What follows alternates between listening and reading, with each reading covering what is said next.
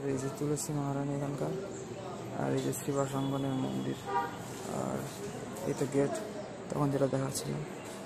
ওখানে যেমন ভক্তি বিনোদ ঠাকুরের সমাধি মন্দির, বিভিন্ন মন্দিরে থাকে। আর এই যে পরিস্থলটা আমি ঢুকলাম আর খুললো জাস্ট বন্ধুরা, ঠিক আছে। এখন 9টা বেজে গিয়েছে, আর 9:30 বাজলো। এটা হচ্ছে শ্রী অদ্বৈত ভবন, শ্রী গদাধর অঙ্গন, গদাধর অঙ্গনে অদ্বৈত ভবন। আর ওইদিকে ওই যে ওইদিকে আছে আই থিঙ্ক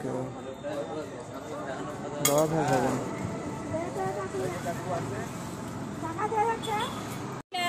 আচ্ছা আচ্ছা, আগের বার এসেও এরকমই দেখেছিলাম, আলাদা আলাদা, এই একসাথে। এটা অদ্বৈত ভবন আর গদাধর ভবন আর গদাধর অঙ্গন, এটা জুড়ে গেছে একসাথে, গৌর গদাধর আর গৌর অদ্বৈত আচার্যের বিগ্রহ দিয়ে। তাই জন্য বুঝতে পারছি না, আগে আলাদা আলাদা দেখেছি তো দুটো মন্দির, গদাধর প্রভুর আর অদ্বৈত প্রভুর আর কি বাড়ি। আর এই যে মন্দিরটা হচ্ছে সেই বসিরহাটের এক সাধুর মন্দির। আর আশপাশে মাঠ, গ্রাম, বেশ সুন্দর এলাকা, ঠিক আছে, সুন্দর এরিয়া বেশ।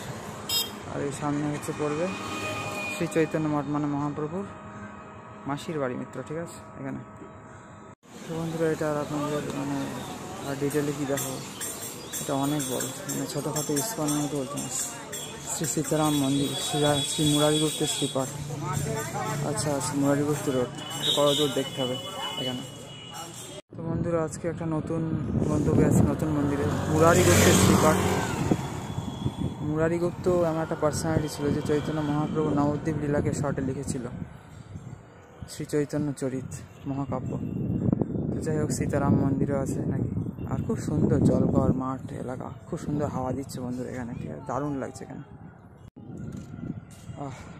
মায়াপুরের এই স্নিগ্ধ ঠান্ডা হাওয়া কী দেখছে, দারুণ লাগছে, আপনাদের বলে বোঝাতে পারবো না।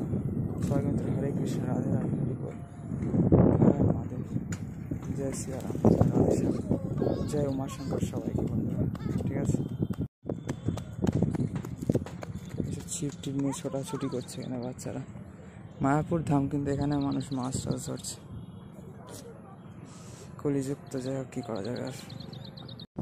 তো বন্ধুরা, ওই গেটের ওখানে এক মাতাজিকে জিজ্ঞাসা করলাম, দেখালে এই লাল পাঁচিল দেখা যাচ্ছে এইখানে, ঠিক আছে, এখান থেকে বেশি দূরে না, মানে 200-300 মিটার মতো হতে হবে, ঠিক আছে। আচ্ছা হোক, এই রাস্তা দাঁড়িয়ে আমাকে একটা অ্যাপ আনইনস্টল করতে হলো আপনাদের ভিডিও দেখানোর জন্য, ভিডিও করার জন্য, ঠিক আছে, একটু স্পেস খালি করার জন্য। খুব বেশি হয়নি আপাতত, কালকে আনইনস্টল করা ছিল অনেক। যাই হোক, খুব সুন্দর পরিবেশ বন্ধুরা, দেখুন।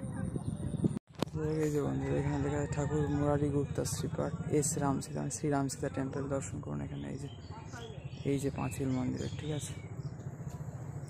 আর এই যে চারিদিকে জলকর মাঠ এখানে। আর ওই যে দেখা যাচ্ছে শ্রী চৈতন্য মঠ, তারপর ওই ভক্তি সিদ্ধান্ত সরস্বতী ঠাকুরের সমাধি মন্দির, মানে আরও সব ছোটোখাটো মন্দির এখানে, রাধাকুণ্ড, শ্যামকুণ্ড, গিরি গোবর্ধন ইত্যাদি আছে বন্ধুরা, ঠিক আছে।